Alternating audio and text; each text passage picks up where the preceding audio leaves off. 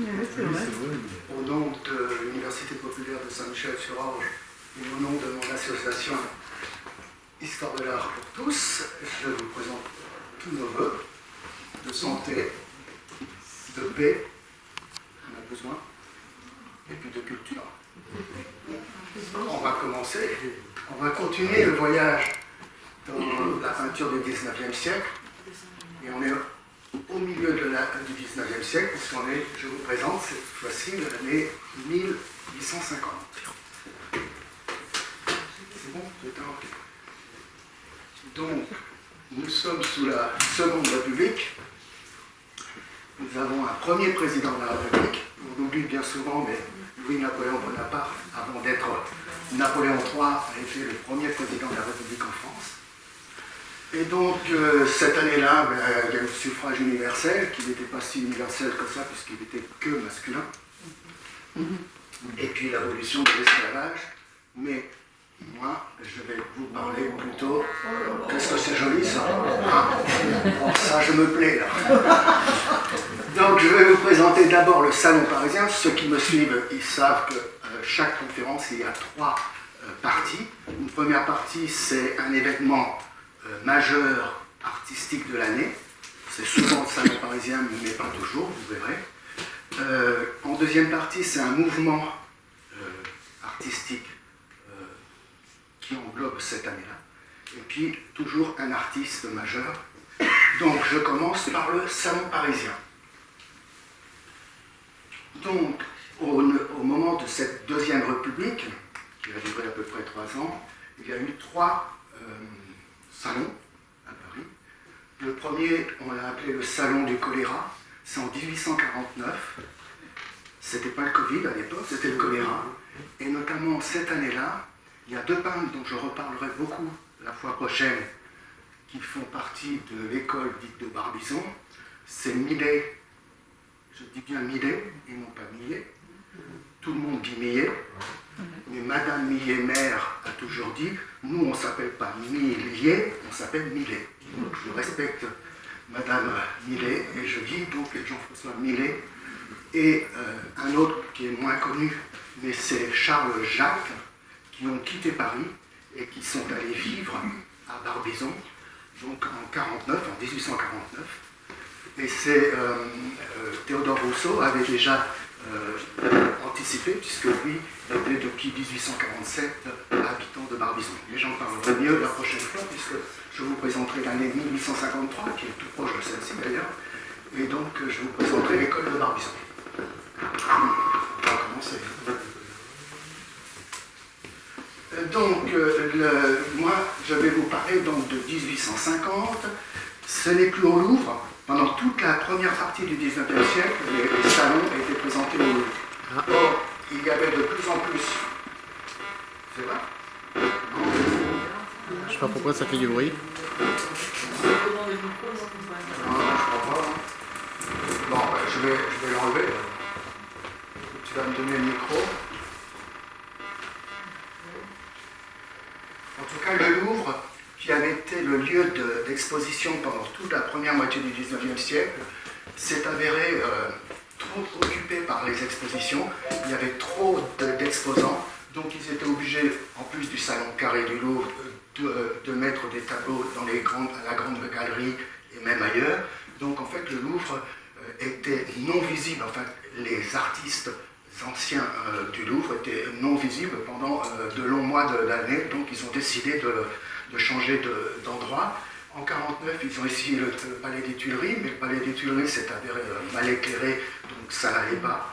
Et donc 1850, donc l'année que je vous présente là, c'est au Palais National, c'est-à-dire ce qu'on appelle le Palais Royal. Donc il y a eu 1680 exposants et presque 4000 œuvres exposées cette année-là. Donc, et ça n'a pas lieu au printemps, ça a lieu en hiver. C'était prévu pour le 15 décembre, parce que le temps d'installer... Non, mais c'est pas possible. Non.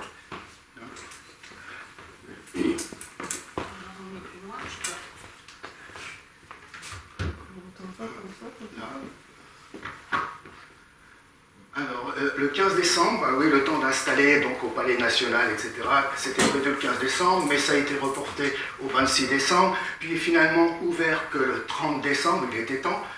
Mais le 30 décembre, c'était pas pour tout le monde, c'était juste pour les critiques.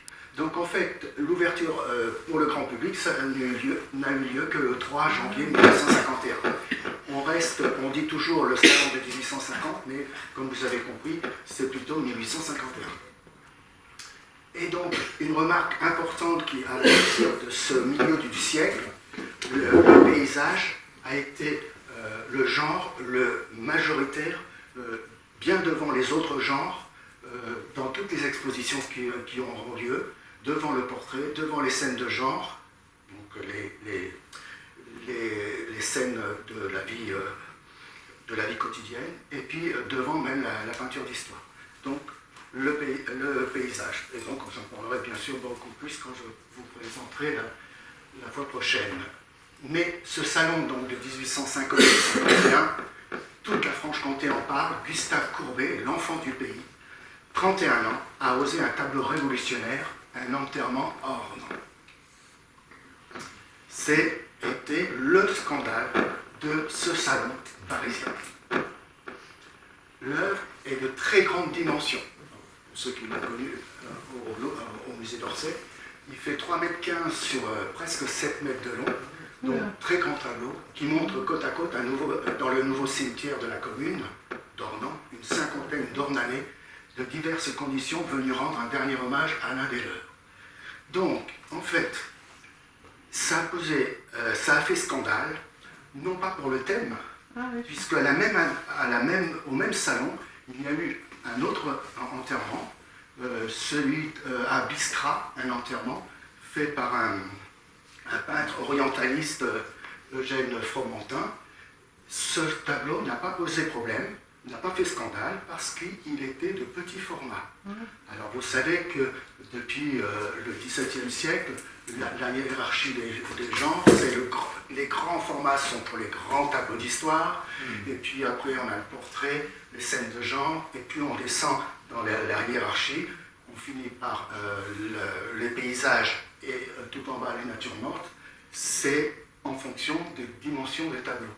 Or, Courbet, ce qu'il a fait, il a fait un tableau de genre, non pas dans petit format, mais en très grand format. Donc ça a été le scandale de ce salon. Il y avait deux autres tableaux qui ont aussi été scandaleux à l'époque, et donc toujours du même peintre, c'est-à-dire Courbet, qui avait présenté 9 tableaux à ce salon. En plus de l'enterrement à Ornans, il a présenté Les Casseurs de Pierre, donc en bas à gauche, et puis Les Paysans de Flagey revenant de la foire. Ces tableaux aussi étaient scandaleux parce que ce sont des tableaux de genre, mais à très grand format. Alors je ne les ai pas mis là, mais je crois que plus loin, j'ai remis les dimensions exactes. En tout cas, Les Casseurs de Pierre, qu'on ne peut plus voir parce qu'il a été détruit au moment de l'attaque de Dresde en Allemagne, c'est bien en Allemagne, pendant la Seconde Guerre mondiale. Donc on ne peut plus voir le tableau. Donc c'est une des œuvres aussi fondatrices de ce qu'on va appeler le réalisme, que je vous expliquerai en deuxième partie de la conférence. Et les Paysans de Flagey. Donc Flagey, c'est la petite commune où le père Régis, qui est ici, le père de Courbet, avait une ferme. Et donc ce grand tableau, encore une fois, qui ne représentait pas du tout des déesses ou des héros, comme sur les grands tableaux d'histoire, et bien là, il a fait un grand tableau pour présenter une scène, un retour de foire. Voilà, merci. Alors attends, je vais... Parce que tu peux le laisser, hein, c'est pas grave. Ouais, mais si ça grésille... Mais non, ça grésille après, il est plus branché. Bon, alors est-ce que ça va marcher maintenant?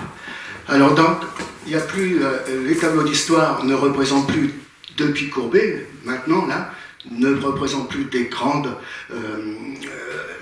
histoires mythologiques, voire religieuses. Ils représentent une scène tout à fait ordinaire. Donc c'est tout un monde qui s'est écroulé en cette année 1850. Il a présenté aussi donc Courbet des paysages, la vallée de la Loue, dans le Doubs. Je vous montrerai une carte tout à l'heure pour bien situer l'endroit. Vue et ruines du château de C en Varé. Voilà, des paysages. Il a présenté des portraits, voire au milieu un autoportrait. Et vous allez voir qu'il en fera beaucoup tout au long de sa carrière. Hector Berlioz, qui n'a pas aimé le tableau, à droite. Et puis un utopiste, un adepte de Fourier et de Proudhon, portrait de Jean Journet. Voilà, donc il a présenté paysages, portraits et des scènes de genre.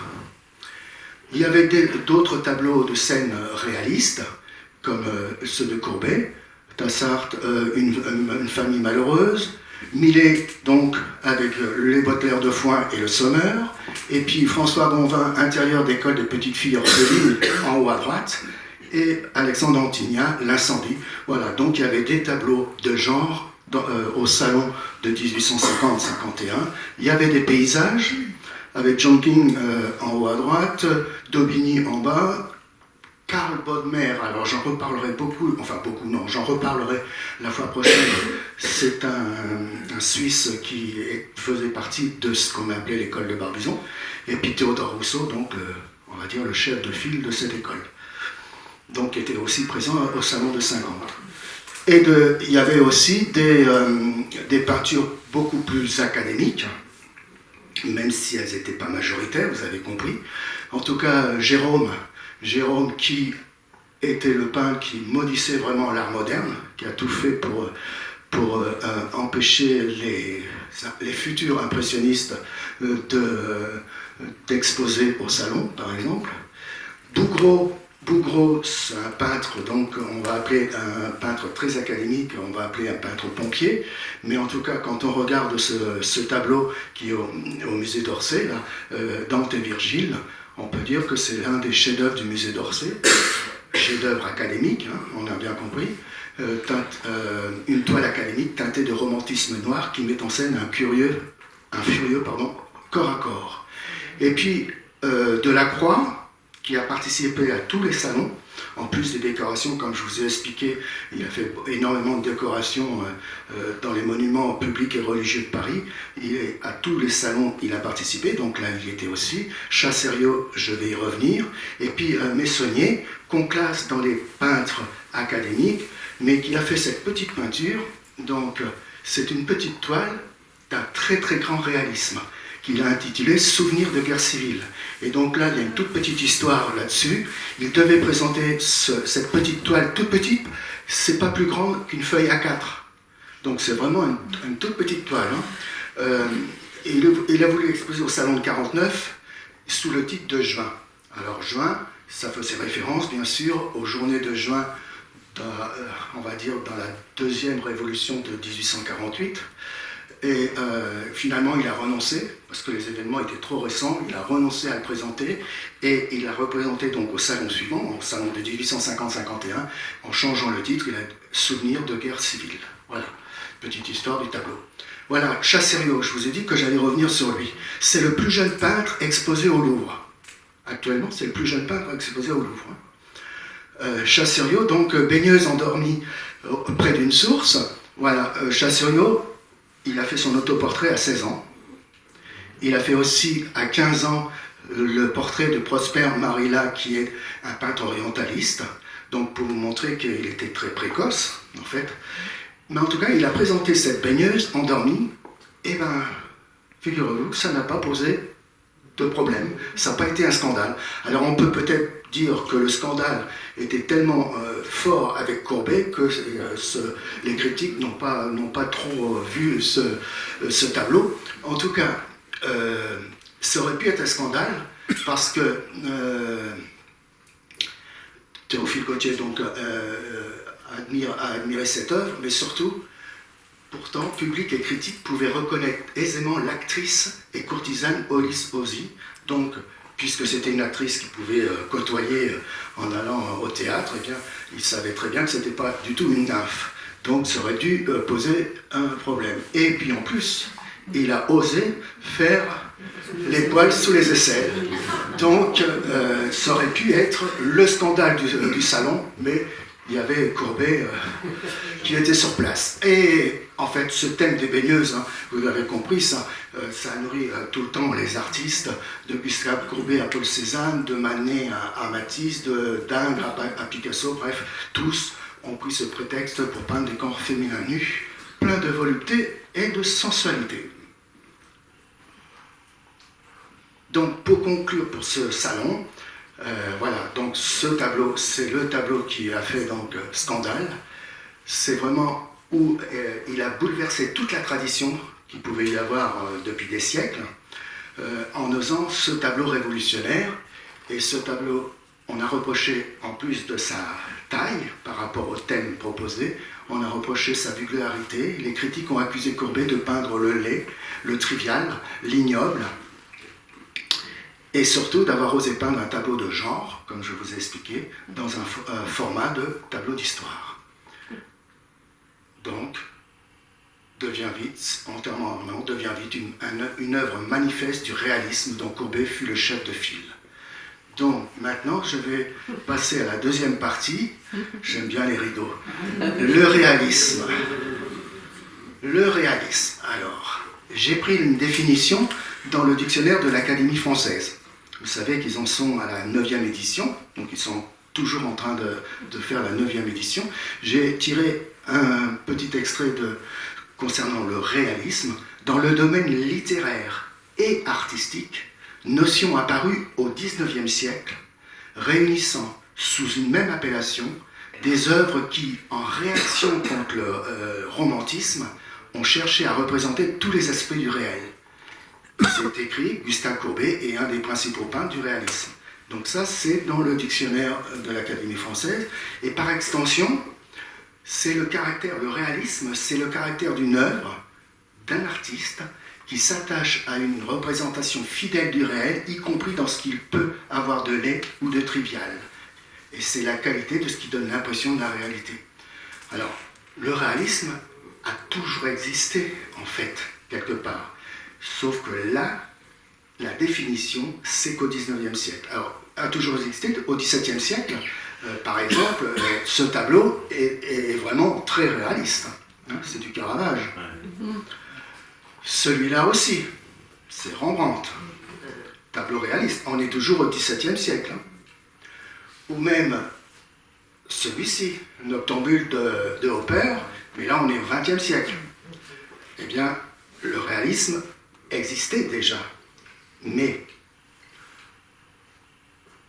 au sens large, le réalisme, donc, c'est une représentation du monde, on appelle ça la mimésis depuis Aristote, qui veut dire une imitation de la nature, mais on peut remonter aussi jusqu'aux peintures pariétales, par exemple de la préhistoire, si je vous me dis, même si c'est très stylisé, c'est quand même réaliste.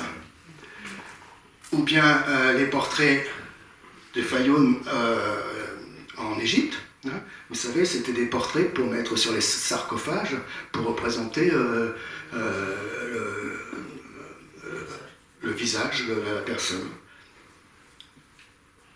Très réaliste. Et puis, il y a plein de légendes autour de l'enfant au raisin. La grappe de raisin, donc je ne peux pas vous la montrer parce qu'on n'a plus de tableau qui représente cette grappe de raisin avec un enfant, mais on a des écrits. Donc, cette grappe de raisin, elle était peinte de façon tellement véridique, tellement réaliste, que selon la légende, les oiseaux venaient la picorer. Cependant, Phidias, donc sculpteur et peintre en Grèce, déclara « J'ai mieux peint les raisins que l'enfant, car si j'eusse aussi bien réussi pour celui-ci, l'oiseau aurait dû avoir peur. » Donc il y a plein de légendes comme ça, j'ai pris celle-ci, mais il y en a plein d'autres. Donc en fait, vous voyez que même la préhistoire, l'Antiquité, le réalisme était là, mais au sens restreint du mot, le réalisme, c'est vraiment un moment de l'histoire artistique et littéraire du XIXe siècle entre romantisme et symbolisme, qui est à la fin du XIXe siècle. Et donc dans le réalisme, on peut y mettre aussi le naturalisme, et tout à l'heure, en quelques mots, je vous définirai le réalisme par rapport le naturalisme par rapport au réalisme, et puis l'impressionnisme qui est aussi une branche du réalisme. Donc le réalisme, c'est quelque chose qui est codifié dans le 19e siècle et même au milieu du 19e siècle. En fait, ça sera considéré comme un mouvement militant qui a voulu s'ériger en doctrine de la modernité. La modernité, au début du 19e siècle, je vous ai expliqué, la modernité, c'était David. C'était le néoclassicisme. Et puis, contre ce néoclassicisme, la modernité, ça a été tout ce qu'on a appelé romantique, tous les romantiques, Delacroix, etc. Et puis là, au milieu du 19e siècle, la modernité s'incarne dans le réalisme. Et donc, il y a deux Gustave qui sont importants par rapport au réalisme, c'est Courbet donc, en peinture et c'est Flaubert en littérature, avec deux théoriciens qui ont théorisé sur le réalisme, qui ont écrit sur le réalisme, qui ont soutenu donc autant ces écrivains que ces peintres, c'est Champfleury et Duranty. Alors j'ai oublié parce que j'avais mis ici c'est Courbet, ici c'est Flaubert, ici c'est Champfleury, et là c'est Duranty. Voilà, donc il représente, à E4, il représente vraiment le réalisme du milieu du 19e siècle. Et en fait, ça a commencé un peu plus tôt. Alors, je ne vais pas tout lire ce que j'ai écrit, mais ça a commencé un peu plus tôt parce que quand Stendhal écrit, par exemple, Le Rouge et le Noir ou Lucien Leven, eh bien, il écrit ses romans dans la quotidienneté, dans son quotidien. Donc, en fait, il a une approche très réaliste déjà, et pourtant, on est sous le romantisme en première moitié du 19e siècle. Balzac, avec toute sa comédie humaine, il est aussi très réaliste. Mais on va dire que c'est des pré-réalistes et que le réalisme tel qu'il est théorisé par Champfleury et Duranty n'est pas encore fait au moment où eux écrivent. Et donc, moi, je vais vous parler plutôt de la partie d'affirmation du réalisme, c'est-à-dire 1848, et la date, elle n'est pas innocente, hein, c'est la révolution de 1848 qui a amené la Deuxième République, et c'est cette révolution qui est le départ vraiment du réalisme théorisé. Donc le réalisme devient l'esthétique dominante en tant que peinture qu'en littérature. C'est le moment où le peuple fait sa véritable entrée ou apparition en peinture ou en littérature. Par exemple, Enterrement ornant de Courbet, ou bien Madame Bovary de Flaubert, ou Germiny Lacerteux des frères Goncourt. Voilà, le réalisme fait son apparition, le peuple fait son apparition dans les œuvres littéraires et artistiques. Et la troisième partie, j'en parlerai juste tout à l'heure un petit peu sur le naturalisme pour définir la différence, la petite différence qu'il y a. En tout cas, la confrontation avec le réel est une donnée fondamentale de l'histoire de l'art. Depuis ses origines, on peut parler d'une tradition réaliste qui parcourt toute l'histoire de l'art. Toutefois, et donc j'insiste, il faut attendre le milieu du 19e siècle et la révolution de 1848 pour entendre parler d'un mouvement réaliste en peinture. Vous voyez que là, déjà, Géricault, on est en 1819. En 1819, quand il fait le radeau de la Méduse, et surtout si on voit les cadavres au premier plan, c'est une peinture très réaliste. De même, quand il a fait tous ses portraits sur la folie, c'est très réaliste aussi. Ou bien Daumier, Honoré Daumier, qui en 1834, par exemple, a fait des tableaux de ce genre, et tout à fait réaliste aussi. Ou bien, beaucoup moins connu, c'est Ferdinand Voissart de Boisdonnier, qui, épisode de la retraite de Moscou, quand on regarde ce tableau, on est en 1835, donc on est bien avant la révolution de 1848. Au 19e siècle, on avait des tableaux donc réalistes. De même que John Constable ou bien Bonington, les paysagistes anglais, donc dans les années 24 ou les années 20, en 1820, ont fait aussi des paysages très réalistes. De même, Corot, et donc j'en reparlerai la fois prochaine, Corot, qui avec la cathédrale de Chartres en 1830, ou bien ses voyages qu'il a fait, il a fait 3 voyages en Italie, là c'est le deuxième. Voilà, tout ce que l'on peut voir, déjà bien avant le milieu du 19e siècle, il y avait bien sûr au 19e siècle des tableaux réalistes. Mais en tout cas, le chef de file de mouvement réaliste, qui est donc théorisé, c'est bien Gustave Courbet avec l'après-dîner dîner à Ornans en 1849. Donc c'est vraiment le premier salon après la révolution de 48. Il a donc fait ce tableau et ce tableau, il est déjà de grand format. C'est un tableau de presque 2 mètres de haut sur presque 2 mètres 60 de large. Et il a, avec ce tableau, contesté un petit peu toutes les conventions de la peinture académique. Par sa dimension, comme je vous ai expliqué, c'était trop grand par rapport à ce qui se faisait pour ce type de tableau. Et puis par sa facture, sa palette, elle est vraiment sourde, terreuse, faite de gris et de brun, qui donne un caractère rustique à l'ensemble. Donc ce tableau, il a été critiqué parce qu'il n'est pas traité dans un petit format, mais il a quand même il a même reçu une médaille d'or. Je vous rappelle qu'on est en 1849, donc le jury n'est plus tout à fait le même que les jurys précédents, et des jurys à suivre, puisqu'on sait que les impressionnistes vont avoir de gros problèmes pour exposer. Il a reçu cette médaille, il a eu donc une médaille d'or avec cet envoi, ce qui lui a permis de présenter au salon suivant, donc au salon qui nous intéresse aujourd'hui, le salon de 1850-51. Ça lui a permis de présenter des tableaux sans passer par le jury, et c'est pour ça qu'il a osé faire encore plus grand un énorme tableau, l'enterrement à Ornans par exemple. Ce tableau a été acheté 1500 francs à l'époque par l'État, donc l'État républicain a acheté le tableau, et il est toujours au musée de Lille, puisqu'il y a 1 an ou 1 an et demi je l'ai vu, et il est toujours au musée de Lille. En 1945, donc bien avant, Courbet aurait dit « Je veux tout ou rien. Il faut qu'avant 5 ans, j'ai un nom dans Paris. » Et donc, il est arrivé. Il est ambitieux, mais il est arrivé. Et donc, avec ce tableau de Courbet, Courbet est reconnu, il est considéré comme le premier manifeste du mouvement réaliste en France. Mais en même temps que l'après-dîner à Ornans, l'après-dîner en fait c'est le déjeuner, hein. Ça n'a rien à voir avec le dîner comme on dit maintenant, c'est pas le soir, c'est le midi. Donc il y avait Rosa Bonheur qui a présenté aussi un tableau très réaliste, ça y est, j'ai oublié, le labourage nivernais, qui est aussi au musée d'Orsay. Mais Rosa Bonheur a fait un tableau de facture très académique, très fini. Différent, c'est complètement différent du tableau réaliste de Courbet, qui est plus novateur, qui est plus empâté, qui est plus... voilà. C'est 2 tableaux réalistes, mais de factures complètement différentes. Et donc, bien sûr, la modernité, elle est du côté de Courbet.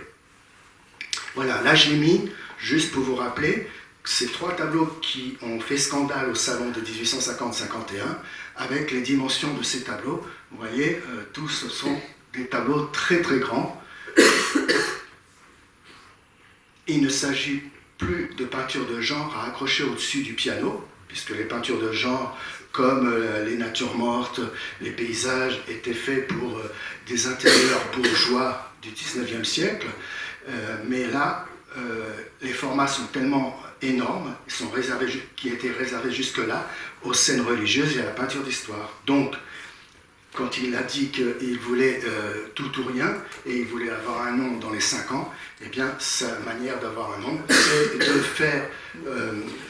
d'aller au-delà des conventions, pour faire des tableaux de très grande dimension sur des sujets qui n'étaient pas du tout appropriés à l'époque, pour les grandes dimensions.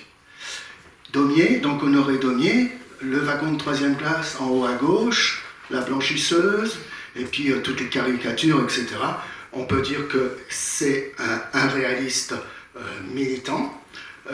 C'est un dessinateur très prolifique, il a fait plus de 4000 lithographies, donc énorme. Et surtout, on connaît beaucoup moins, mais il a été aussi un peintre. Il a fait environ 500 tableaux, ce qui est quand même énorme. Donc Honoré Daumier, vous savez, il est mort dans la misère. C'est même Corot qui a acheté une maison à la fin de sa vie parce qu'il était... il avait des problèmes de vue, etc. Enfin bref, il y a acheté une maison à la fin de sa vie. Donc Corot a été vraiment un apôtre du réalisme au milieu de ce 19e siècle, peinture au réalisme social chère à Courbet. Et Jean-François Millet, donc, est reconnu comme aussi un peintre réaliste. Donc on connaît les trois que j'ai mis parce que c'est les trois chefs-d'œuvre de Millet. C'est donc un des fondateurs de l'école de Barbizon, mais là je l'expliquerai la prochaine fois.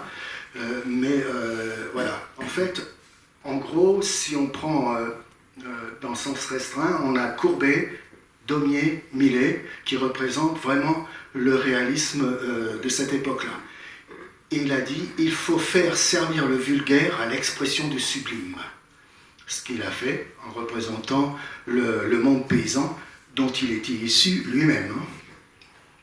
Inscrit dans la vague réaliste qui déferle sur l'art du XIXe siècle, non pas la peinture sociale comme celle de Courbet et surtout de Daumier. C'est un autre réalisme. En tout cas, son rôle a été considérable dans l'histoire de la peinture en renouvelant l'iconographie du monde paysan. Et on peut dire que c'est grâce à Courbet qu'on a entendu parler de l'école de Barbizon. Grâce à Millet, pardon, qu'on a entendu parler de l'école de Barbizon, parce que ces tableaux se sont énormément vendus aux États-Unis, et donc ça fait que tous ceux qui étaient à Barbizon ont été connus parce que lui a fait reconnaître cette école. Alors je vous expliquerai que ce n'est pas du tout une école avec un maître et tout ça, mais voilà. C'est Millet qui a eu un rôle énorme à cette époque-là. Donc, pour terminer, la peinture réaliste, c'est une peinture posée en touches franches et visibles. Contrairement à la peinture académique où la touche n'est pas visible. Une scène de la vie quotidienne et un intérêt pour les gens du peuple. Une recherche du vrai dans la représentation. Et enfin, un témoignage sans concession, parfois une dénonciation de l'époque. Ça, c'est la peinture réaliste. Et donc, je vais maintenant parler un petit peu très vite du naturalisme. Donc, en fait, c'est une expression de Zola, ça. Quand il a écrit ses Rougon-Macquart, il s'est énormément documenté, ça on le sait. Pour Germinal, il est allé dans les mines. Pour la bête humaine, il est monté sur des machines à vapeur. Donc il a observé, il a fait énormément de recherches pour écrire. Et en fait, c'est beaucoup plus scientifique. Le naturalisme, à ce moment-là, est plus scientifique que le réalisme. Ça deviendra même le style officiel de la Troisième République, mais je vais y revenir. J'ai pris que 3 exemples, parce que je veux pas parler beaucoup du naturalisme. Mais en tout cas, à gauche, on a Manda Lamettrie, fermière, peint par Alfred Roll. C'est une fermière que l'on pouvait croiser, qui existait vraiment. C'est pas une grande demoiselle de la haute bourgeoisie parisienne. C'est une fermière, mais on pouvait la croiser. Au milieu, Léon l'Ermite avec la paye des moissonneurs. Pareil, c'est un tableau donc de genre, peint par Léon l'Ermite, qui est l'arrière-grand-père d'un certain Thierry l'Hermite, qui est dans beaucoup de livres d'histoire quand on parle de l'agriculture au XIXe siècle, ou bien à droite avec Louis Pasteur. C'est aussi dans les livres d'histoire, on a souvent Louis Pasteur représenté comme ça. Bref, issu de ce courant réaliste du milieu du XIXe siècle, le naturalisme est un mouvement artistique qui a pour objectif de représenter la nature telle qu'elle est, sans exagération ni scénographie. En fait, c'est quoi le naturalisme? Eh bien, ce sont des scènes prises sur le vif, comme dans la photographie. Ce sont, des figures sont dessinées selon la technique académique.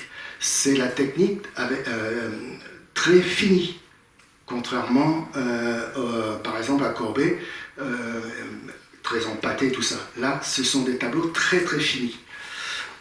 Et puis, une recherche de spontanéité de la touche de couleur. Et enfin, c'est une peinture qui valorise les gens du peuple et les intellectuels.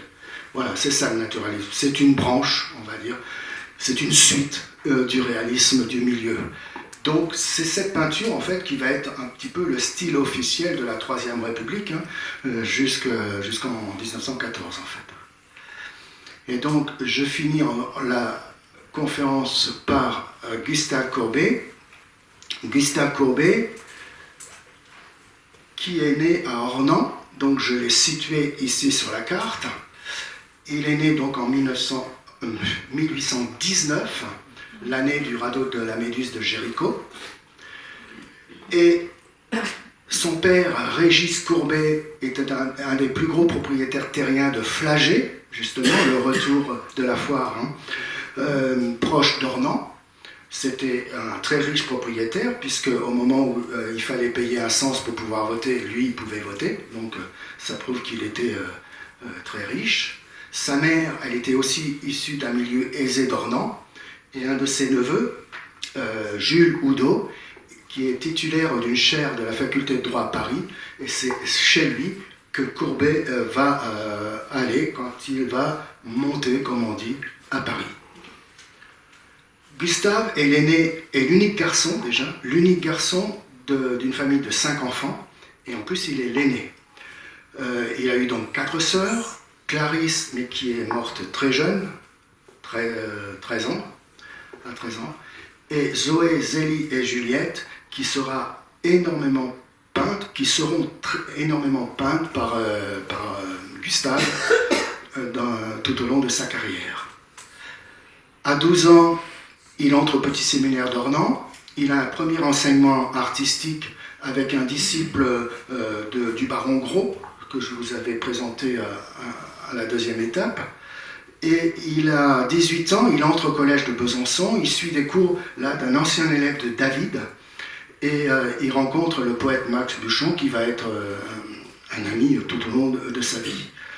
Donc, et à 20 ans, l'année de la photographie que je vous avais présentée la fois dernière, en 1839, donc, il va à Paris, il s'inscrit à la faculté de droit, mais en fait, il ne va pas y aller beaucoup. Il va par contre suivre l'enseignement d'Auguste Hess et de Charles de Steven, qui sont 2 peintres académiques. Et il va fréquenter aussi une académie libre qu'on appelle l'Académie du Père Suisse, qui n'a rien à voir avec le pays, c'était son nom. Il découvre au Louvre tous ses véritables modèles, alors Titien, Velasquez, Zurbarán, Rubens, Rembrandt, etc. Tous des peintres qu'on va classer dans les coloristes, justement, et non pas du côté du dessin et du trait comme Ingres. Donc, j'ai remis ces tableaux manifestes, donc je ne vais pas y revenir longtemps, juste pour dire qu'il a montré des personnages du commun, non idéalisés, comme dans la peinture académique, la peinture d'histoire académique, et, encore une fois, dans un très grand format. Donc, la peinture de genre au format de la peinture d'histoire, c'est une révolution, et c'est Gustave Courbet qui l'a faite. Donc, si on regarde ces 2 œuvres manifestes, donc l'enterrement à Ornans à gauche et l'atelier du peintre à droite, vous voyez que ce sont 2 très grands tableaux.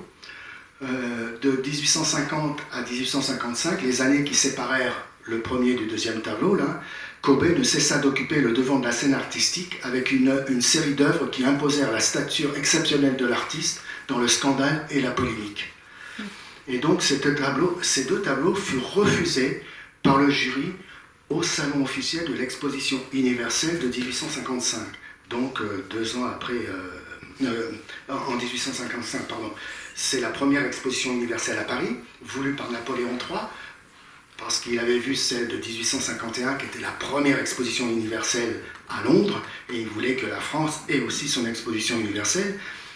Et en plus de présenter l'industrie et l'agriculture, qui étaient vraiment les deux façons de présenter le monde tel qu'il était, en 1855, Napoléon III a voulu aussi que les arts soient représentés. Donc, il y a eu un pavillon des arts avec des artistes de nombreux pays qui étaient présentés à ce salon. Et Gustave Courbet a eu des tableaux qui ont été admis au salon de cette exposition universelle, sauf qu'il a eu ces deux plus grands tableaux, c'est-à-dire ces deux-ci. Ces deux-là ont été refusés. Donc, qu'est-ce qu'il a fait? Il a créé son propre pavillon du réalisme. Et le voilà, le pavillon du réalisme. Il a donc construit ce pavillon pour l'exposition universelle. Et Champfleury, justement, un des deux théoriciens, a écrit à George Sand ceci. À l'heure qu'il est, madame, on voit à 2 pas de l'exposition de peinture, dans l'avenue Montaigne, un écriteau portant en toutes lettres du réalisme. Gustave Courbet, exposition de 40 tableaux de son œuvre. C'est une exhibition à la manière anglaise. Un peintre, dont le nom a fait explosion depuis la Révolution de février, a choisi dans son œuvre les toiles les plus significatives et il a fait bâtir un atelier. C'est une audace incroyable. C'est le renversement de toutes les institutions par la voix du jury. C'est l'appel direct au public, c'est la liberté, disent les uns. C'est un scandale, c'est l'anarchie, c'est l'art traîné dans la boue, ce sont les tréteaux de la foire, disent les autres. J'avoue, madame, que je pense comme les premiers, comme tous ceux qui réclament la liberté la plus complète sous toutes ces manifestations. Les jurys, les académies, les concours de toute espèce ont démontré plus d'une fois leur impuissance à créer des hommes et des œuvres. Donc, vous avez compris qu'il a été le premier à exposer en dehors du système académique ses œuvres. Donc, très révolutionnaire. Et en même temps, il a créé un petit livret, on n'appelait pas ça un catalogue à l'époque, on appelait un livret pour l'exposition. Et dans ce livret, il a écrit ceci, par exemple, le titre de réalisme m'a été imposé, comme on a imposé aux hommes de 1830 le titre de romantique. J'ai étudié en dehors de tout esprit de système et sans parti pris l'art des anciens et l'art des modernes. Je n'ai pas plus voulu imiter les uns que copier les autres. Ma pensée n'a pas été davantage d'arriver au but oiseux de l'art pour l'art. Alors là, je ne vais pas rentrer, on pourrait expliquer ce que c'est que l'art pour l'art, mais savoir pour pouvoir, telle fut ma pensée. Être à même de traduire les mœurs, les idées, l'aspect de mon époque, selon mon appréciation, être non seulement un peintre, mais encore un homme, en un mot, faire de l'art vivant, tel est mon but. Voilà. Donc, l'acte révolutionnaire, c'est de présenter ses œuvres à côté de l'exposition universelle académique. Et donc, l'enterrement à Hernan, on a eu des critiques de toutes sortes. Quelle laideur! Pourquoi peindre des gens si affreux? Comment ose-t-il? On ne sait même pas qui est enterré. Et c'est vrai en plus, on ne sait pas. Regardez la trône du bedeau. Il tutoie bien la bouteille, celui-là. Il se complaît dans le hideux, on dirait. Et donc, Courbet dit ceci, vous ne comprenez pas. La peinture académique, avec ses dieux antiques, ses héros et ses anges, c'est fini. Et donc, il y en a un qui répond, tout de même, quand on se lance dans un tableau de cette taille, on prend un sujet plus noble. Voilà. Donc, vous avez bien compris, très révolutionnaire. Mais maintenant, je vais passer au deuxième, puisque j'en ai pas encore parlé de celui-là. L'atelier du peintre. Vous voyez que j'ai mis les dimensions, très grandes dimensions. Et donc, sur les 11 toiles de Courbet, qui sont acceptées, donc, sauf ces 2 toiles, ça je l'ai dit, grâce à son ami Bruyas, qui était un mécène de Montpellier, il fait construire son pavillon du réalisme où il exposera 39 tableaux et 4 dessins avec entrée payante. Et face aux rétrospectifs officiels, alors j'ai marqué Inde et Delacroix qui, au sein du pavillon des Beaux-Arts, donc de l'exposition universelle, avaient chacun une salle, mais il y en avait d'autres. Il y avait 2 camps aussi, et il y avait, j'ai oublié, il y en avait un 4e, qui avait aussi... bref, en tout cas, Ingres et Delacroix, qui étaient donc les 2 peintres de la première moitié du 19e siècle, ils étaient donc bien représentés dans une salle pour eux, mais lui, il a fait preuve d'indépendance, puisqu'il, face à ce système académique, il a créé son pavillon pour montrer les tableaux qui n'étaient pas autorisés par le jury. Et donc le titre du tableau, c'est celui-ci en fait. On dit l'atelier du peintre, mais atelier du peintre, allégorie réelle, ça ne peut pas se faire ça, allégorie réelle, c'est pas possible. Déterminant une phase de 7 années de ma vie artistique. Donc c'est un tableau très énigmatique. En fait, il écrit ceci, je crois que c'est je ne sais plus, un copain, je ne me rappelle plus à qui, mais tu voudrais peut-être savoir le sujet de mon tableau. C'est si long à expliquer que je veux te le laisser deviner quand tu le verras. C'est l'histoire de mon atelier, ce qui s'y passe moralement et physiquement. C'est passablement mystérieux, devinera qui pourra. Ouais, ça ne nous aide pas beaucoup ça. Mais bon, il précise quand même. C'est le monde qui vient se faire peindre chez moi. Et il précise encore un peu plus, à droite, donc ici, tous les actionnaires, c'est-à-dire les amis, les travailleurs, les amateurs du monde de l'art, les gens qui me servent, me soutiennent dans mon idée, qui participent à mon action. Alors ici, vous reconnaissez par exemple Baudelaire. Et Bruyas, dont j'ai parlé, là, il est là. Bon, enfin bref, je ne vais pas tout détailler. Et à gauche, l'autre monde de la vie triviale, le peuple, la misère, la pauvreté, la richesse, les exploités, les exploiteurs, les gens qui vivent de la mort. On dit, alors ça c'est un critique, alors attendez, j'ai fait une bêtise, mais ça fait rien. On dit que ici, le chasseur que l'on voit au premier plan, là, il aurait fait Monsieur Napoléon III. Mais ça, c'est un critique, un historien de l'art qui a dit ça. Au centre, la toile sur mon chevalet et moi peignant. Donc sur la toile, un paysage, thème qui prendra une place cruciale dans son œuvre à côté du nu symbolisé par le modèle. Voilà. Donc j'ai détaillé un petit peu l'atelier du peintre. Et Delacroix, dans son journal, comme je vous ai expliqué, hein, on a le journal de Delacroix, je vais voir l'exposition de Courbet qu'il a réduite à 10 sous. Oui, pendant une bonne partie de l'exposition, c'était 1 franc l'entrée, mais comme il n'y avait pas trop de monde pour le voir, il a descendu à 10 sous. J'y reste seul près d'1 heure et je découvre un chef-d'œuvre dans son tableau refusé. Je ne pouvais m'arracher de cette vue. Et il parle de ce tableau-là. C'est une œuvre majeure dans la production de Courbet, qui n'a pas été achetée, qui a servi de décor pour un théâtre, qui a été mis en vente à l'Hôtel Drouot en 1881 et acheté par le Louvre, et qui est donc depuis exposé au musée d'Orsay. Et donc, il a fait énormément d'autoportraits. Il y a d'autres peintres dans l'histoire qui ont fait énormément d'autoportraits, mais lui, particulièrement. Maxime Ducamp, donc un critique d'art, à propos de son pavillon du réalisme, de 1955, dit ceci. Sauf 3 ou 4 tableaux, toutes les œuvres étaient la reproduction de M. Courbet, par lui-même. Courbet saluant, Courbet marchant, Courbet arrêté, Courbet couché, Courbet assis, Courbet mort, Courbet partout, Courbet toujours.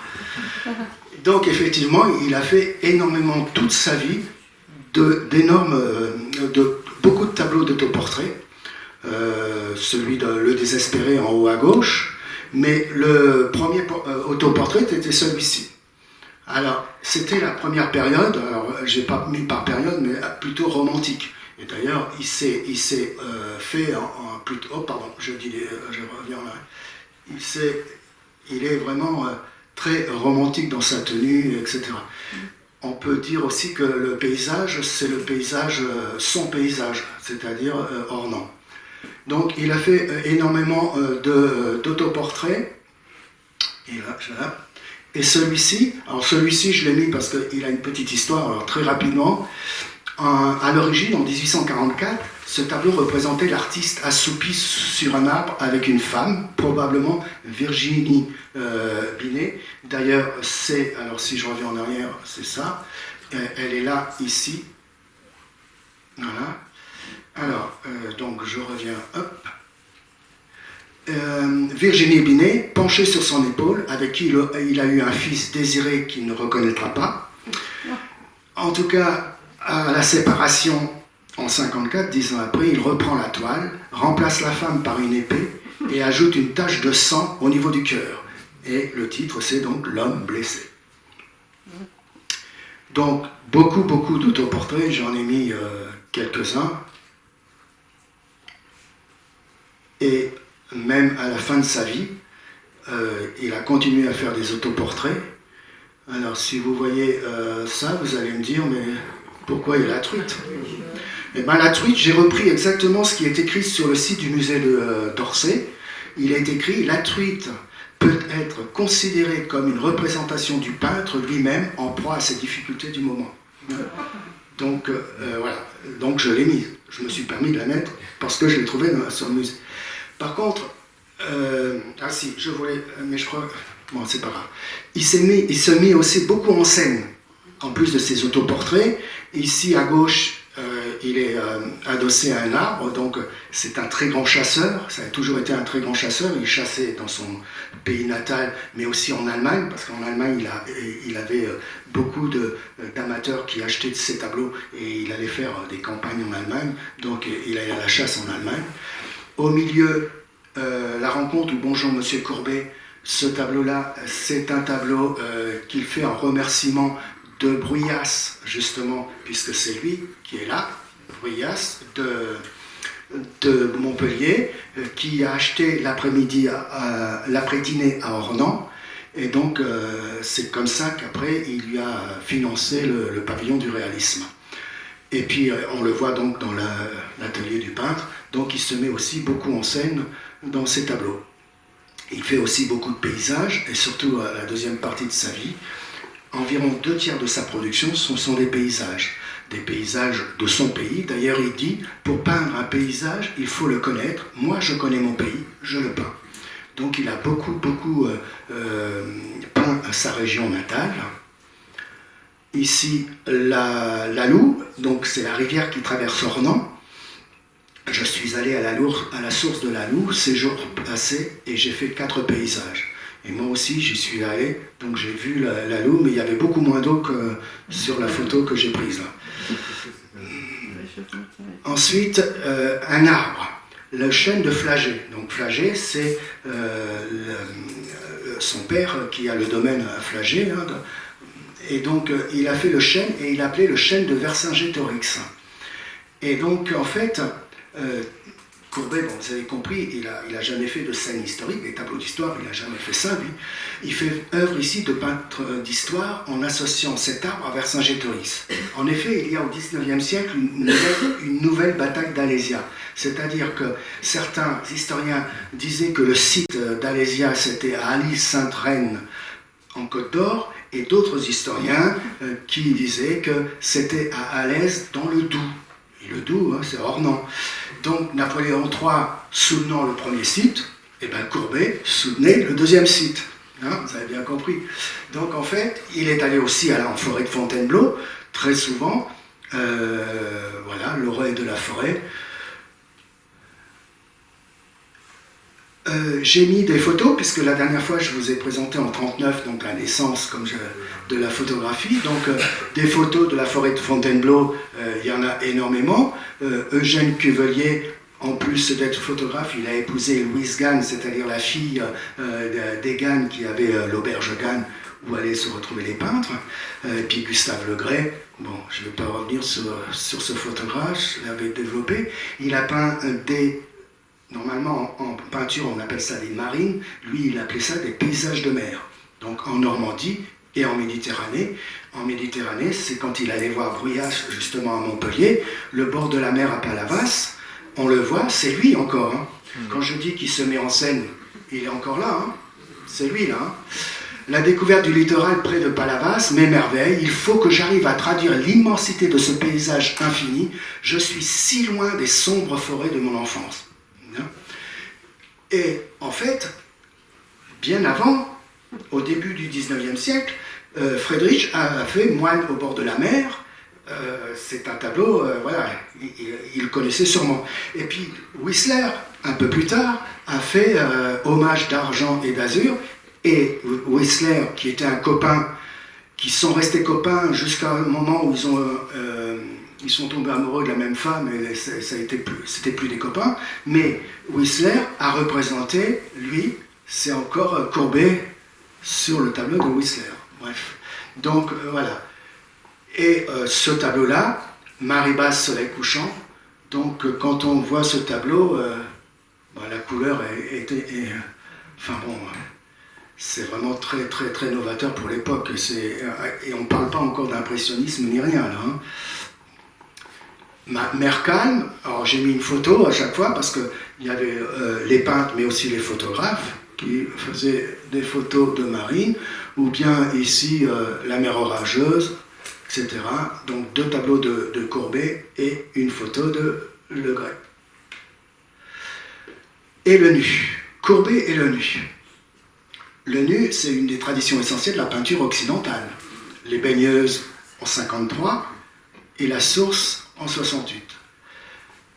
Pour lui, il s'agit de rompre avec des codes étroits de la représentation de la nudité féminine, c'est-à-dire avec les formes lisses et idéales d'une beauté sans tache et sans accident, sans poils, ni marques, ni plis.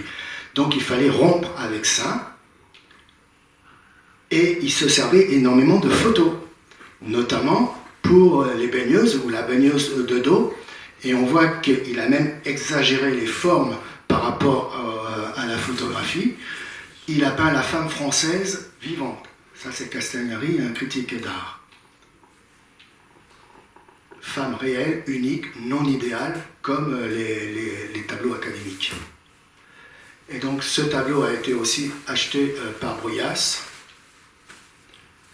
Et voilà, la rencontre, bonjour. Donc, je vous disais, alors quand on dit que Courbet est réaliste, certes, mais ce tableau, il n'est pas du tout réaliste, en fait. C'est vraiment une composition. Il n'a jamais rencontré Bruyas sur un chemin avec la diligence qui part au loin, etc. C'est vraiment une composition. Et vous voyez que Courbet s'est fait plus grand que les autres personnages.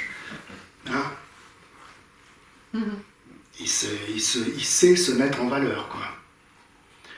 Et puis alors, donc, dans les nus, c'est la femme au perroquet en 66 et la remise de Chevreuil. Donc, il a présenté en 1866 2 tableaux où il dit à ses parents, oui, parce que j'ai oublié de dire, c'est qu'il y a beaucoup d'écrits et de lettres avec ses parents qui étaient donc à Ornans et lui à Paris. Ils auront 2 tableaux propres comme ils les aiment, un paysage et une académie.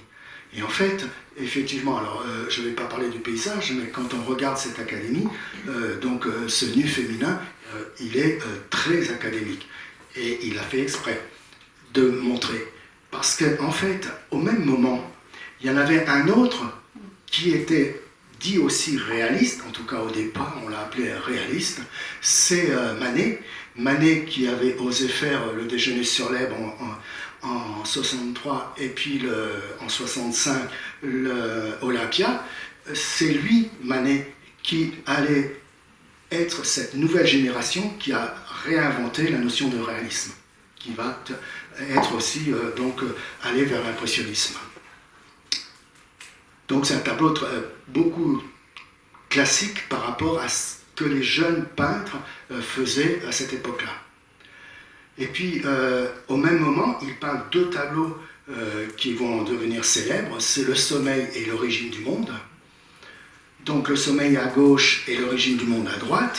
Il faut dire que ces 2 tableaux n'étaient pas du tout faits pour être présentés au salon, ou en tout cas en public. C'était une commande du diplomate ottoman Khalil Bey, qui a commandé ces 2 tableaux. C'était donc des tableaux à usage privé, non montrés du vivant de l'artiste. Mais en fait, l'Origine du monde, c'est un défi lancé aux conventions et aux normes. C'est le point extrême de la conquête réaliste, en fait. Et ce qu'il faut dire, c'est que le sujet de femmes qui sont dans le même lit, c'est quelque chose que l'on retrouve dans la littérature.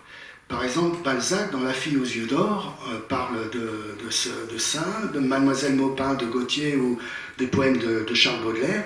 Donc, dans la littérature, on parlait de cette homosexualité féminine, mais donc Courbet l'a représenté, mais encore une fois, c'est un tableau de commande. Oui, je reviens sur ce tableau. Le citoyen Courbet.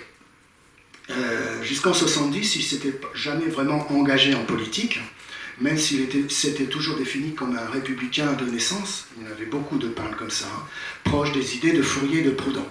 Donc il s'opposait au régime impérial et il refusa même publiquement la Légion d'honneur en juin 1870.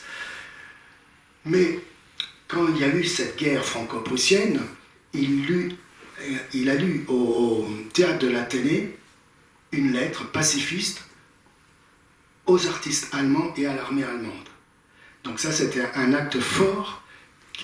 Ça fait qu'après, il a été élu président de la commission des arts, préposé à la conservation des musées nationaux. Pendant la Commune, il a été président de la Fédération des artistes, qui voulait réformer en profondeur la vie artistique. Et il a même été élu à l'Assemblée communale le 16 avril 1871. 16 avril. Je dis ça, j'ai souligné le 16 avril parce que vous savez qu'après la semaine sanglante, il a été emprisonné. 6 mois, il a dû payer une amende de 500 francs au motif, comme vous savez, de la destruction de la colonne Vendôme. Mais cette destruction, elle fut votée avant que lui soit élu. Elle fut votée le 13 avril, alors que lui était élu que le 16 avril. Donc, en fait, c'est pas lui le fautif. Mais en tout cas, à partir de ce moment-là, c'est un véritable calvaire juridique qui va durer jusqu'à sa mort. En 1872, donc au salon de 1872, après la Commune de Paris, l'année d'après, tous ces tableaux sont refusés. Ben oui, il a été communard. En 1973, sous MacMahon, Courbet fut condamné aux frais de la reconstruction de la colonne Vendôme avec un chiffre énorme à rembourser, quelque chose que c'était impossible de rembourser. La première annuité était prévue le 1er janvier 1878 et il est mort le 31 décembre 1877, donc il n'a pas eu besoin de payer la reconstruction. Mais il a eu peur. Il a eu peur parce qu'il savait qu'il ne pourrait pas payer de toute façon, donc il a eu peur de se retrouver encore en prison tous. Donc il est parti en exil tout proche d'Ornans, en Suisse, et sur les bords du lac Léman. Et là, il a fait beaucoup de nature morte, des paysages, donc c'est tout à la fin de sa vie, ça. Et puis peut-être ce dernier tableau. C'est un tableau qui est inachevé, qui représente donc les Alpes et les Dents du Midi. Et il fut inhumé à la Tour du Pèze, donc de Pèze en Suisse, avant d'être transféré en juin 1919 à Ornans, dans une tombe fort modeste du cimetière communal. Et elle est toujours comme ça. Je l'ai vue plusieurs fois. Elle est vraiment juste une petite pierre tombale, comme ça, pour représenter.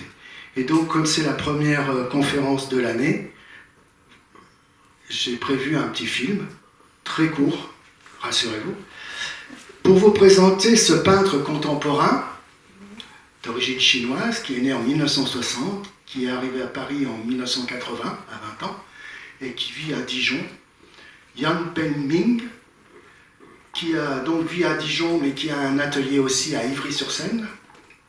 Et donc, pour le 200e anniversaire de la naissance de Courbet, en 2019, on lui a demandé de préparer 3 expositions. Une, justement, au musée Courbet à Ornans, une au Petit Palais à Paris, et une au musée d'Orsay. Et c'est celle-ci que je vais vous montrer avec le petit film. J'espère que ça va marcher. Je vais mettre le micro longtemps.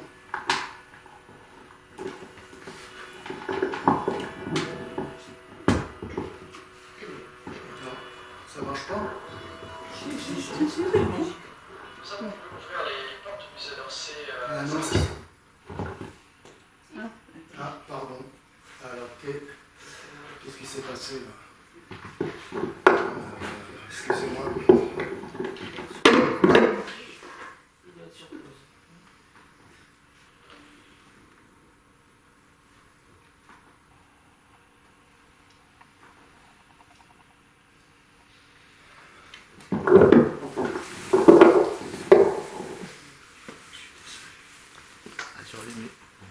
Ça peut commencer.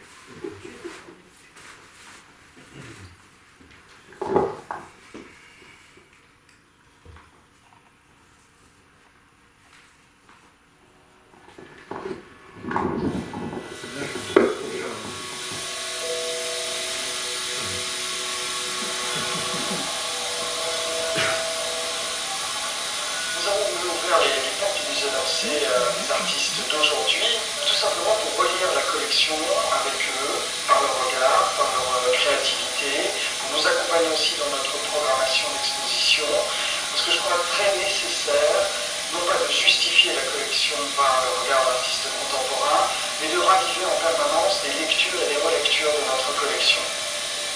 Ian Deming regarde Courbet depuis très longtemps. Il le regarde et il l'étudie depuis ses années de formation en Chine. C'est la confirmation en fait d'une passion pour cet évidemment immense artiste du XIXe siècle, un artiste qui a changé toutes les règles de la représentation en portant l'intime au format du niveau de l'histoire.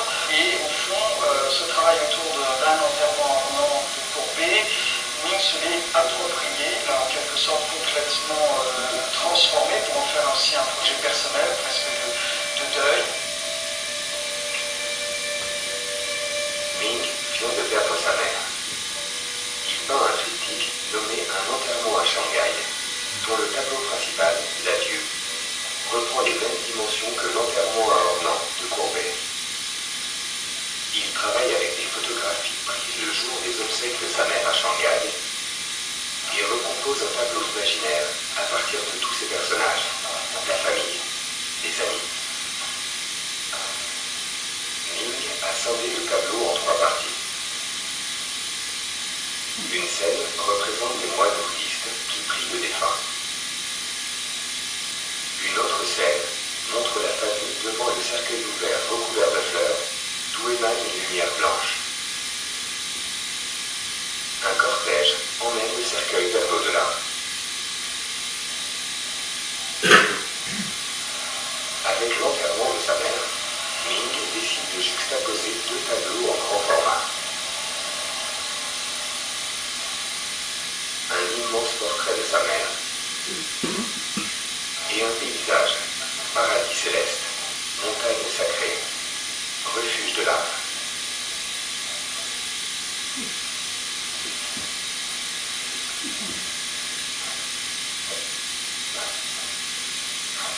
C'est à une rue sur Seine.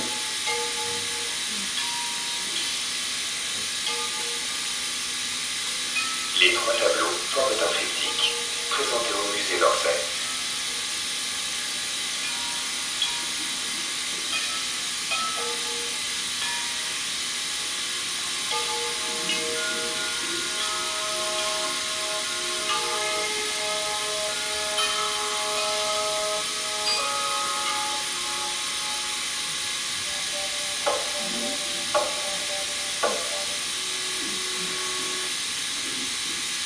Voilà, je vous remercie beaucoup.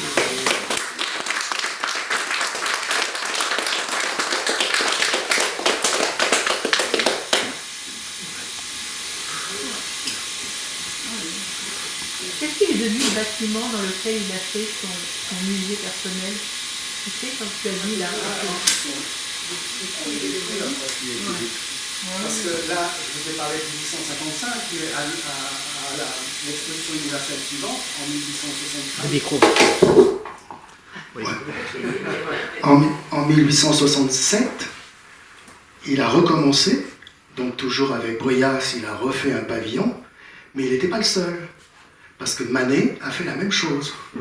Manet, qui avait été aussi refusé, eh ben, il a fait son pavillon. Donc en 1867, ils étaient deux à être indépendants de l'Académie, en fait. Voilà. Donc, mais ils sont détruits, hein, tous.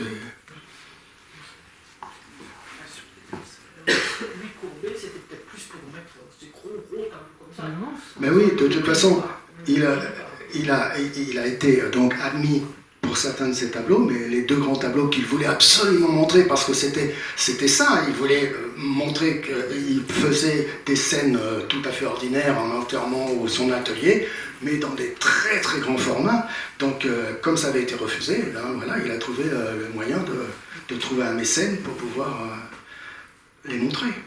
Par contre, il n'y a pas un autre peintre qui aurait fait des copies en format plus petit pour mettre dans les appartements? Non, j'ai pas eu ça. Je sais pas. Non, pas du tout. Ah, moi j'aurais été peintre, j'aurais fait une copie de son grand tableau, je l'aurais vendu. Non, je sais pas, non, je pense pas.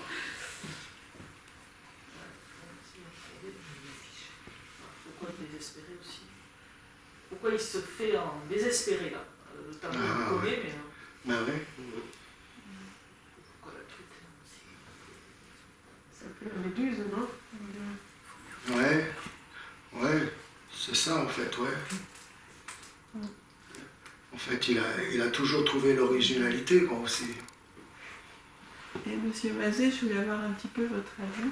Qu'est-ce que ça dit, un peintre qui se peint Un autoportrait? Voilà, alors, autoportrait, il se représente, enfin, des scènes énormes. Enfin, je pensais pas qu'un peintre s'était autant représenté. Lui et d'autres comme ça. D'autres, oui. Mais Je sais qu'est-ce pas, que ça Rembrandt, dit? par exemple, Rembrandt, Ouais, c'est vrai. Van Gogh. C'est vrai. Ben, Vous avez jamais étudié ça? en fait, l'autoportrait, bon, ça vient de la Renaissance. D'accord. Ouais. À partir du moment où l'humanisme, c'était l'homme qu'on mettait en avant.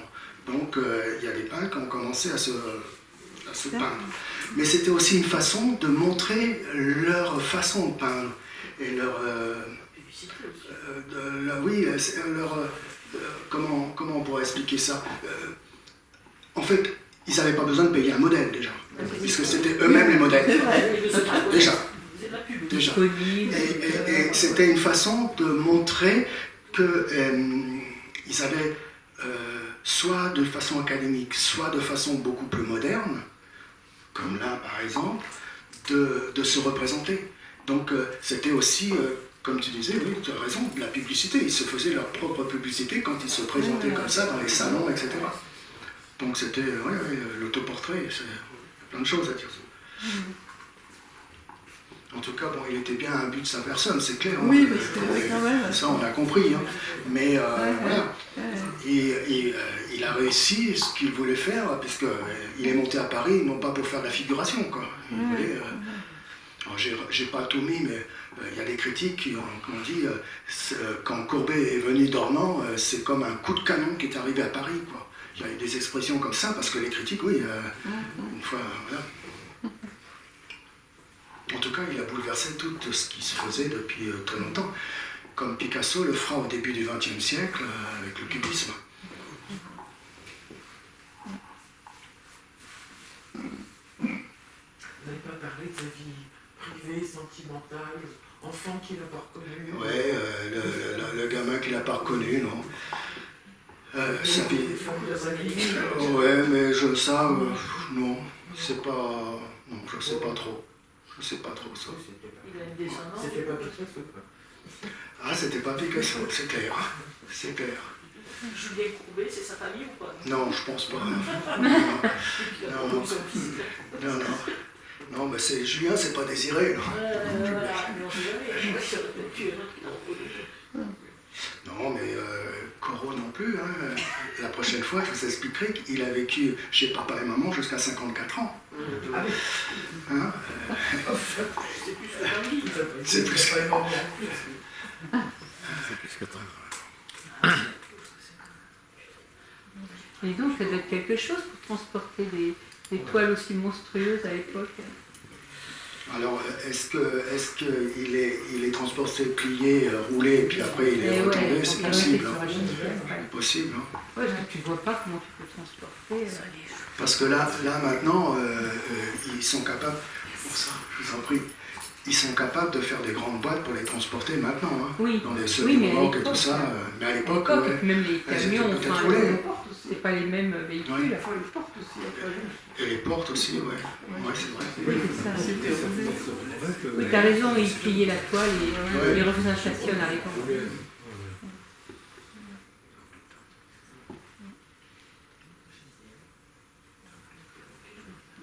En tout cas, la deuxième partie. Alors, la première moitié du 19e siècle, c'est vraiment la bataille entre Ingres et Delacroix, entre le trait et la couleur. Ça a été vraiment.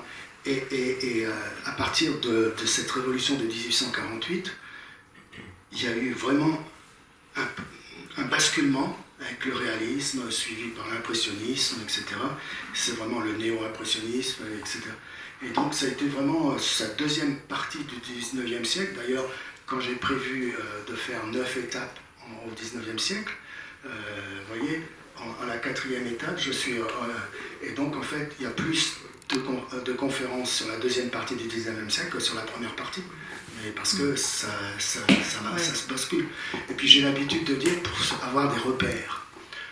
Donc vous avez compris qu'au début du 19e siècle, la peinture officielle et la peinture moderne de cette époque-là, c'était le néoclassicisme avec David. Et l'école des beaux-arts a repris ça tout au long du 19e siècle. Donc le classicisme en fait, qu'on a appelé l'académisme. Et tout au long de ça a été dominant donc. Le système académique avec l'école des beaux-arts a été dominant au 19e siècle. Mais tout au long du 19e siècle, il y a eu des vagues comme ça. Et pour donner des repères, moi je dis, 1810, c'est donc le néoclassicisme. 1830, tous les 20 ans. 1830, c'est le romantisme. 1850, c'est le réalisme. 1870, c'est l'impressionnisme. Et 1890, c'est le symbolisme. En fait, chaque génération a apporté quelque chose.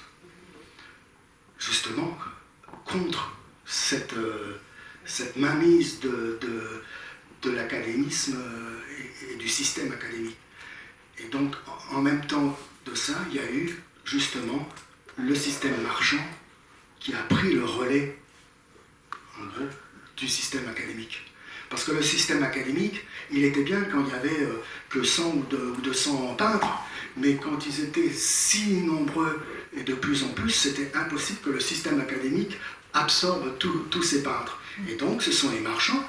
Je ne sais pas si vous aviez, quand j'ai présenté Rosa Bonheur, eh bien c'est un marchand qui a fait sa notoriété à Rosa Bonheur. C'est Gambard, quand il a acheté sur les tableaux,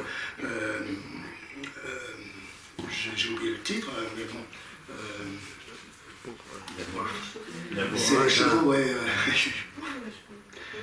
Un marché chevaux. Quand il a acheté ce tableau, il savait très bien qu'il allait pouvoir faire une grande campagne autour de ce tableau, et c'est ce qu'il a fait.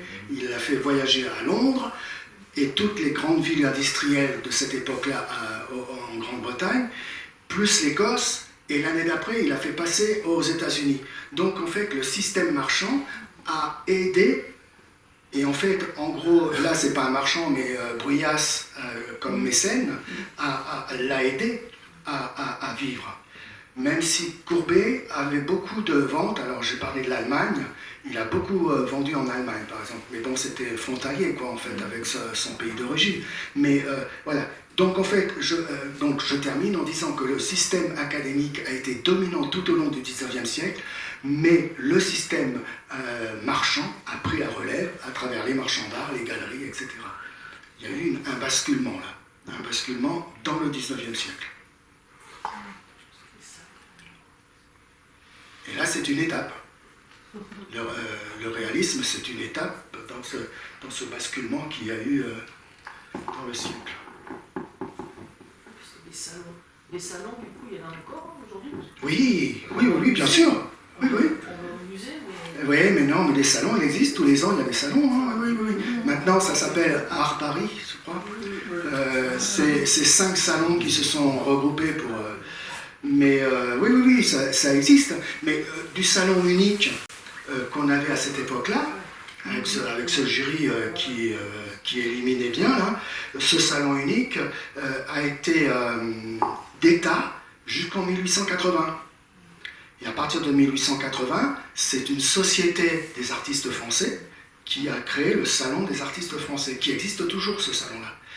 Et puis très vite, il y a eu le Salon des indépendants, et puis après, il y a le Salon d'automne, donc ça s'est multiplié.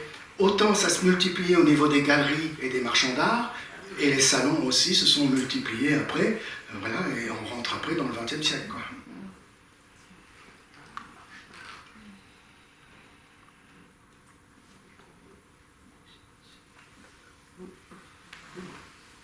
Je pense que, bon, je ne le dis pas assez, mais bon, vous le savez, c'est le 19e siècle, c'est le siècle des révolutions, bon, des révolutions politiques, sociales, etc., mais aussi des révolutions industrielles, etc.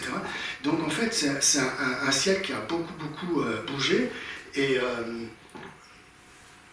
je pense que, comment dire, dans l'histoire de l'humanité, pour moi, il y a 2 grandes époques qui ont changé fondamentalement le monde et l'histoire du monde. C'est la révolution néolithique, alors je remonte loin, quand il y a eu cette sédentarisation et l'agriculture, etc., ça a changé complètement les choses. Alors sur des millénaires, hein, tout ne s'est pas fait en même temps. Et puis la révolution, alors on va dire les révolutions industrielles, la révolution industrielle, ça a complètement changé le monde. Bon, c'est parti au XVIIIe siècle d'Angleterre, avant d'arriver en Belgique et en France, mais ça a changé complètement. Et donc, c'est pas étonnant qu'au niveau artistique aussi, il y a plein de choses qui se passent, quoi. Parce que le monde bougeait, ça ne pouvait pas rester comme sous l'Ancien Régime, quoi, en fait. Et puis, ça explique bien, après, en fait, quelque part, tout ce qu'il y a eu après comme mouvement artistique au XXe siècle. C'est vraiment le départ. Alors, le grand public, on connaît beaucoup plus la peinture impressionniste, avec Monet, Pissarro, etc. Mais c'est vraiment ce siècle-là qui a fait que vraiment les choses ont changé, quoi. Le changement, il est là au XIXe siècle. Et vous savez, la guerre franco-prussienne, si on ne connaît pas, et malheureusement à l'école, je suis bien placé pour le savoir, à l'école on n'apprend pas bien la guerre franco-prussienne, et pourtant, comment expliquer peut-être une bonne partie de la Première Guerre mondiale, avec la revanche. Donc il y a plein de choses comme ça. Comment ? C'était une défaite. Donc on n'en parlait pas. Oui, je sais bien. À l'école, les petits, ils manipulaient des fusils en bois. Oui. Tellement ils exacerbaient déjà le nationalisme, ce qui a bien sûr engendré 1914. Donc la prochaine fois, ça sera plus proche de nous, ça sera l'école de Barbizon. On y va alors du coup. J'ai présenté déjà l'école de Barbizon, j'ai présenté au Jardin d'Arcadie à Saint-Michel-sur-Orge. Vous savez, je fais des conférences là-bas. Et eh bien, normalement, alors tous les ans, je fais une conférence et je fais une sortie. Donc cette année, je leur avais proposé d'aller à Caillebotte avec hier. Et finalement, après que j'ai présenté l'école de Barbizon, eh ben, j'ai eu plein de demandes pour aller à Barbizon. Alors je pense qu'au mois de juin, donc je vous en reparlerai parce que si ça peut vous intéresser quelques-uns, ça sera du covoiturage. Et je prévoirai une journée à Barbizon avec différentes choses, mais si ça peut vous intéresser. En tout cas, si vous voulez, vous pouvez me laisser votre adresse mail et puis vous serez informé par mail au moins. Mais il y a encore des conférences d'ici là. Deux sorties. Ah bon ? Deux sorties là, moi je l'attends. Ah non, je laisse tomber. Je laisse tomber Caillebotte. Je prépare qu'une sortie, c'est bon. L'année prochaine, ça sera peut-être Caillebotte, mais ça sera peut-être aussi, Berthe Morisot. Parce qu'ils sont en train de rénover la maison qu'elle avait avec son mari, Eugène Manet, à Bougival. Ils sont en train de refaire. Alors je suis passé 2 fois déjà, j'ai vu qu'ils étaient encore en plein travaux, donc c'est prévu pour 2024, mais bon, comme on sait des fois qu'il y a toujours un peu de retard, donc en 2025, peut-être que je proposerai d'aller, parce qu'en plus j'aime beaucoup ce que faisait Berthe Morisot, et donc je l'ai vu là, il y a une exposition. Où elle est cette exposition déjà? Oui, voilà, Marmottan Monet, ouais, sur le XVIIIe siècle. C'est le regard de Berthe Morisot avec le XVIIIe siècle. Très très intéressant, ouais. Voilà, donc non, je préparais qu'une sortie, c'est bon. Et donc la prochaine fois, c'est mardi 6 février sur la mer. Aimons-nous vraiment la mer? C'est Julien Guerrero, géographe, qui va nous présenter toutes les conséquences de la montée de la mer sur les côtes, les maisons, les habitations, les espèces naturelles.